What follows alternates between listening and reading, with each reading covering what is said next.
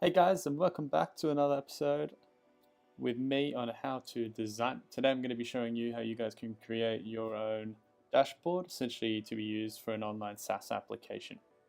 So we're just going to start off with a desktop HD artboard here. I'm going to give the background a light gray. I'm going to use F7, F7, F7 as the RGB code. And we're also just going to start off by forming the top of our navbar here. So I'm just going to use a plain rectangle, all white, and change that background color back to the right code. Now all I'm going to do also while I'm at it is just set up my layout so that we can set up the columns appropriately. I'll be sure to post some of those values if you want to get your hands on it, but they just are the standard Bootstrap HD specifications. So I'm going to bring in a logo that I made earlier, which is just Valeria. I've made up the name and a logo to go with it. So this purple is going to be the color scheme that we're going to use. And right next to it, I'm going to start off by building the components or the menu items that we're going to use in the navbar. So today I'm going to be using a mixture of libraries in terms of icons. I'm mainly going to be using Font Awesome, but there's just a few missing ones that I like to use out of Material Icons, for example. So the first item I'm going to start with here is Home.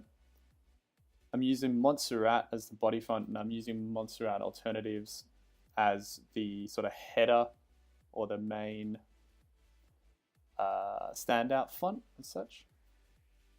So as you can see, all I'm doing is placing the icon and then a little description underneath, and I'm going to copy and paste that out, that same icon a few times over, so that all I can do then is take each of the items I've copied and look for the icon I want to put in.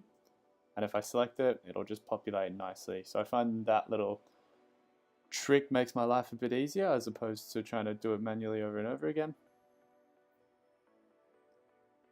And all I'm going to do is, you'll notice here that I've made this jobs icon, but the jobs and the spanner are a little bit close together. Now that's for two reasons. One, the spanner icon itself is taller than the home icon. So I'm just going to rejig that. And then I'm going to change the icon for each of these over and over again. So now I'm going to use a ruler just to highlight what I mean. You'll see that the spanner is actually taller than the home icon. So to get around that, I'm just going to change the size of that font icon from 30 down to 26. And then we'll notice that it's looking a lot better now in terms of its sizing with the home icon. So every time I change it from 30 to 26, I'm just going to need to make sure that I horizontally align the icon to the artboard so that it sits nicely. And in terms of its height value, the spanner was set at 15, so I'm just going to make sure that each of these icons is sitting at 15 as well, so that it looks consistent. Now it's a bit hard to tell with the rulers turned off, but I'll turn them off in a second, and then you'll notice that the whole thing's looking a lot cleaner, and the icons are looking relatively the same size. You wouldn't blink an eye at them as such. So there's that done. And that's looking pretty good. The word isn't too close to the icon anymore. So I'm just going to group all of these, and I'm going to turn the opacity down to 30 so they don't look like they're active.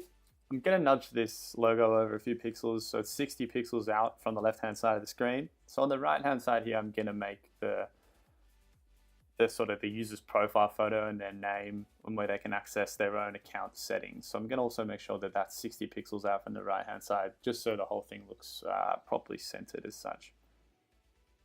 So I'm just going to create a circle. Again, going back to the Montserrat font, I'm going to use 16 pixels, which is just the sizing I'm going to be using for the standard body paragraphs. And then I'm going to create another one underneath. That's essentially just a notifier for the upgrade to the user.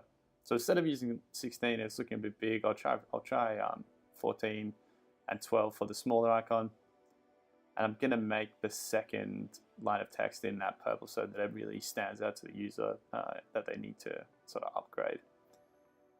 So that's all we're going to do in a nutshell for this side. I'm just going to also put a drop down so that the user knows that when they click on it, they can expect a menu to access their settings and log out and so forth, all the sort of standard stuff you would expect to see, and just vertically align that. and perhaps make it a bit smaller because it is pretty big. So there's that kind of done. I'm going to throw it all into a group, and I'm going to make sure, using 10 pixels at a time, that I am 60 pixels out from the side. Now, I don't really like the spacing of that. I'm going to put it out a little bit. Now I'm going to go back to 100% and just see how it looks there. I think I want to make that medium just so that name stands out a little bit more. And I think that arrow could be spaced a bit more. And then just because I've moved it, I'm going to need to make sure it's 60 pixels again. And that should be that. So there's our navbar done. Now I'm going to use a keyboard command Control-L to turn my columns back on so that we can start with the content, the main body of our dashboard. So first one, I'm going to take up 4 columns. So I'm going to do 4 by 4 by 4. Just going to bring in a bit of text here that I have going to be using for each header of the box. But before I get into that, the one thing I want to remember is that I want to actually change the spacing of all the characters in the nav items to -0.3, just so that they're looking a bit tighter, and I'm thinking that's looking a bit better. So on we go. So I'm going to start off here by making a box with a couple of column graphs. Just something real simple. I'm not going to bother with too much detail. I just want something where the user can see it, really quickly glance at it, and get a quick understanding of what they need to know. So I'm going to add a rounded rectangle. I'm not going to worry exactly for the moment what all the properties are in regards to the rounding and so on. I'm just going to add the number at the top so that the user can quickly understand what the value is that they're looking at, because we don't have a full-on graph here as such. And I'm going to give it the value. So the kind of product I'm going for here would sort of be a small business management platform where they can send out jobs to other people and so on. So I'm going to assume that there's going to be a couple of different types of jobs. So once I've made that first one, as you just saw, I'm going to copy and paste it a few times over and just change the values and the labels. And that's kind of the nutshell of our first box. So I'm just going to sort of play with the spacing a little bit, and that's looking pretty nice. I'm going to put it all into a group. I'm going to copy and paste it with those columns turned back on again, and we'll notice that that fits nicely into the middle section of 4. So the one thing I want to do is, because of this second type of graph, I want to change the bottom corners of each of my rounded rectangles so that it is actually flat. And then I'm going to copy and paste it out again. The reason being that I'm going to put 2 rounded rectangles side by side now, so I don't want the bottoms to look off. So the second one, I'm going to do incoming jobs, and it is going to be essentially the same as the first one. But as I mentioned, there's going to be 2 rounded rectangles directly side by side so that the user can compare this week's jobs to last week's jobs to get an example of how they're looking if their marketing activities are driving enough demand for the week. And I'm just going to make that half the height of that. And then you'll see that when I have taken the rounding off the bottom, they both fit nicely. Whereas if I had the rounding on, it'll look a little strange. So I'm just going to change the width of it, and I'm going to make it exactly the same otherwise. So it's about half the width of what I had in the first box. And I want to change the rounding of the top of each of these rectangles. When you look at them side by side, that rounding is a bit much. So I'm going to change it all over to a 2 radius on the top. I won't bother going through each of all those repetitive things throughout all this. So if you do want to get into a bit more detail and see that, let me know, and I can include that into the next video. So I'm going to make the label for this first one as Monday. I'm going to go through from Monday to Friday. I'm not going to bother with the weekend. So essentially all I'm going to do is I'm going to clone these columns over and over again. I'm going to call it Tuesday. I'm going to change the height of some of these over and over again. And then you'll see that you end up essentially with something looking like this. Now all I've done, as you saw earlier, was change the opacity. They're actually the same blue, but they look different because of the opacity. So we're going to add a legend in shortly so that the user can see that what color correlates to what. And all I'm going to do for that is just add a small little rounded rectangle, again with a 2 pixel radius, a 2 pixel radius.